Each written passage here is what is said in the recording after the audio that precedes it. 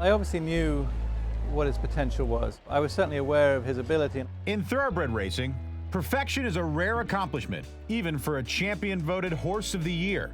Main Sequence may not win Horse of the Year, but he'll finish 2014 undefeated, winning 4 Grade 1 races. He's not a super impressive horse in the morning, but the closer we got to his races, the more impressive he was. And likewise, since he's run, every time he's run, I think he's improved. At age 5, Main Sequence came to the United States from England in January, following a disappointing 4-year-old season. When he came to quarantine over here, he got very sick, so we ended up really taking our time with him. The recovery time from Phenomena would mean Main Sequence's first start would come 6 months after arriving in the States.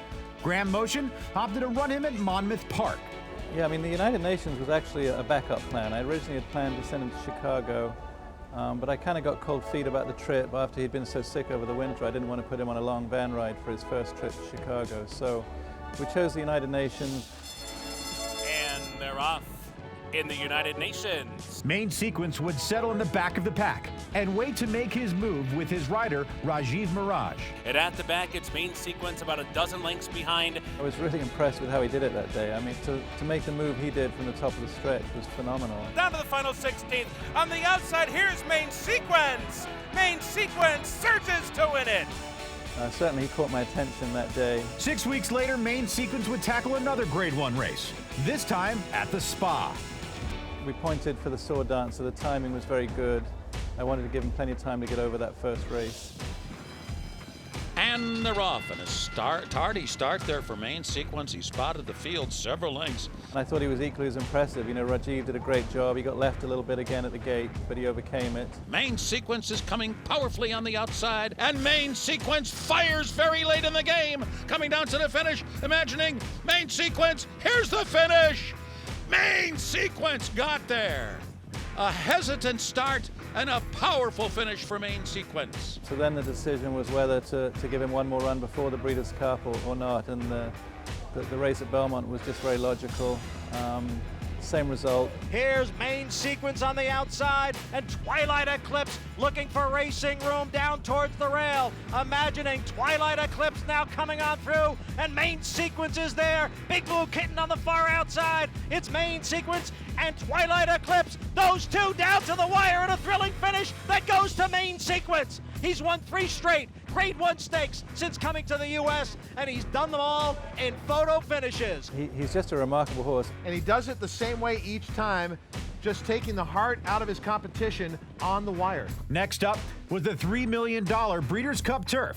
Main Sequence now had to tackle not only America's best, but the best Europe had to offer. I think there was still skepticism from the Europeans because his form had tailed off, but for me, I wouldn't have traded places with anybody that day, although I certainly couldn't have predicted the result. Main Sequence would have to continue that win streak with a new jockey.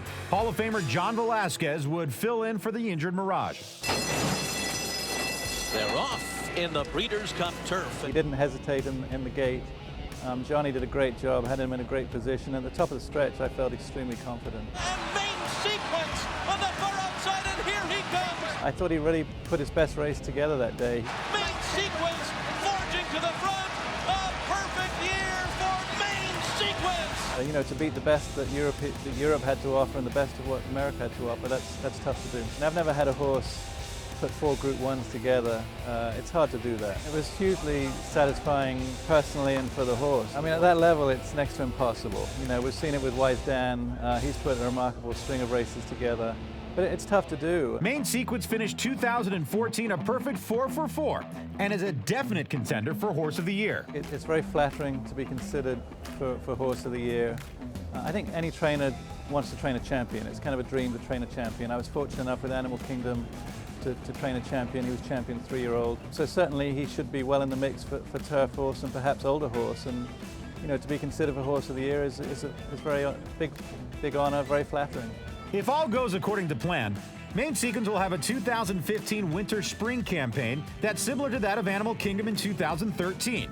He'll run in the Gulfstream Park Turf Handicap before Motion's main spring target, the Group 1 Dubai Shima Classic. That's my plan, and certainly, obviously with the fact that I was able to do it with Animal Kingdom, it makes it easier for me, having kind of had a dress rehearsal, if you like. The spacing of the races is very good. You know, it's a big race. It's $6 million in the desert, so I think we've got to take a shot. Graham Motion has had a lot of success in racing, and now he's had the good fortune of training Animal Kingdom and Main Sequence in consecutive seasons, which begs the question, is it possible to say one is more talented than the other? It's always hard, and you kind of go on the limb and say he's the best horse you've ever trained. And Animal Kingdom, I certainly have felt was, if not, certainly one of the best horses, if not the best horse I've ever trained. Having said that, I've never had a horse put 4 Group 1s together like this horse has, so he has to be right up there with the best I've trained.